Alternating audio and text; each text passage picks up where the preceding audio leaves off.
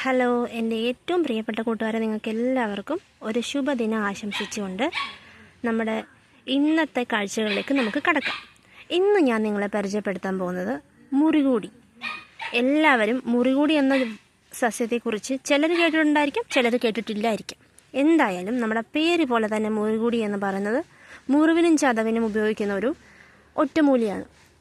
നമ്മൾ പണ്ടത്തെ അപ്പൂപ്പന്മാരുടെ അടുത്തും അമ്മമാരുടെ അടുത്തൊക്കെ ചോദിച്ചു കഴിഞ്ഞാൽ അവർക്കിതിനെപ്പറ്റി നന്നായി അറിയാമായിരിക്കും. പക്ഷെ നമ്മൾ ഇന്നത്തെ തലമുറയിലുള്ള ആൾക്കാർക്ക് വളരെ അപൂർവമായി ചിലർക്ക് മാത്രമേ ഇതിനെക്കുറിച്ച് അറിയുള്ളൂ. അതുകൊണ്ടാണ് ഞാനിതിനെ നിങ്ങൾക്ക് കാണിച്ചു തരാമെന്നും പറഞ്ഞ് വന്നത്.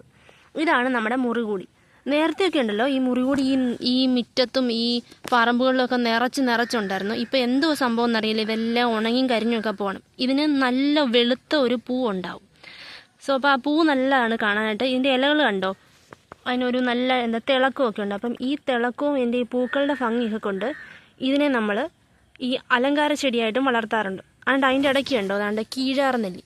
ഇതാണ് കീഴാർനെല്ലി. ഇവിടെ കുറേ ഉണ്ട് കീഴാർനെല്ലി. ഈ കീഴാർനെല്ലിയുടെ ഇത് കണ്ടോ, ഈ നെല്ലി പോലെ ഇരിക്കുന്ന ഈ സംഭവം കണ്ടോ, ഇതുകൊണ്ടാണ് ഇതിന് കീഴാർനെല്ലി എന്നുള്ള പേര് വന്നത്. കറക്റ്റ് നോക്കുവാണെങ്കിൽ നമ്മുടെ നെല്ലിക്ക ചെറുതായതുപോലെ തന്നെ ഇരിക്കുകയാണ്. പിന്നുള്ളതെന്ന് വെച്ചാൽ എന്താ, ഈ കീഴാർനെല്ലിയൊക്കെ പണ്ടുള്ള ആൾക്കാർ പറയും അരച്ചൊക്കെ മുടിയിലൊക്കെ തേച്ച് കഴിഞ്ഞാൽ മുടിയൊക്കെ വളരുമെന്നൊക്കെ പറയുന്നത് കേട്ടിട്ടുണ്ട്. ഉള്ളതാണോന്നും അറിയില്ല. എങ്കിൽ പോലും ഇതാണ് നമ്മുടെ മുറികൂടി. നമ്മൾ മുറികൂടിയെക്കുറിച്ചല്ലായിരുന്നോ പറഞ്ഞുകൊണ്ടിരുന്നത്. അപ്പം നമ്മുടെ മുറികൂടി നല്ല വെളുത്ത പൂക്കളും ഒക്കെ ഉള്ളത് കൊണ്ട് എല്ലാവരും ഇതിനെ അലങ്കാര ചെടിയായിട്ടും വെക്കാറുണ്ട്. പിന്നെ ഇതിന് മുറിവും ചതവും അല്ലാതെ വേറെ എന്താ ഇതിന് ഉപയോഗിക്കുന്നതെന്ന് വെച്ചാൽ ഈ രക്തക്കുറവുള്ളവർക്കും